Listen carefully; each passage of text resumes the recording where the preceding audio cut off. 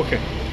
আজকে কেন্দ্রীয় শহীদ মিনারে জাতীয় বিপ্লবী পরিষদের একটি সমাবেশ ছিল। সেখানে আমাকে স্পেশাল গেস্ট তারা রাখছিল। তা আমি অতিথি হিসাবে সেখানে গিয়ে আমি আমার রাজনৈতিক বক্তব্য রাখছি।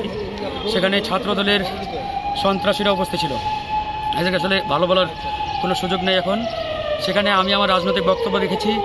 আমি বলেছি আমরা জুলাই আগস্টে বিপ্লব করেছি একটি বিপ্লবী সরকারের জন্য। আমরা কোনো অন্তর্বর্তীকালীন সরকার চাই নাই। আমরা হাসিনার সংবিধান ছুঁড়ে ফেলে দিয়ে আমরা একটা বিপ্লব করেছি এবং এই বিপ্লবী সরকার না হওয়ার পিছনে তারাই দায়ী যারা 5ই আগস্টে ওই ক্যান্টনমেন্টে বৈঠক করেছেন আর্মির প্রধানের সাথে। ওই দিনেই মূলত এই অন্তর্বর্তীকালীন সরকার গঠনের ফর্মুলাটি ওখান থেকে আসছে। তো আমরা তো এরকম অন্তর্বর্তীকালীন সরকার চাই নাই। আমরা একটি বিপ্লবী জাতীয় সরকার চেয়েছিলাম।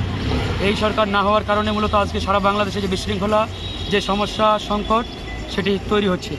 তো সেই জায়গায় এই বক্তব্য শতভাগ সঠিক। এটাতে ক্ষিপ্ত হয়ে ছাত্র দলের নেতাকর্মীরা আমার উপরে অতর্কিত আক্রমণ চালিয়ে আমার অবস্থা খারাপ করে দিয়েছে। আমার মানিব্যাগ, মোবাইল সব নিয়ে গেছে। হ্যাঁ, আমাকে সবাই চিনে, ওখানে আমি গণ অধিকার পরিষদের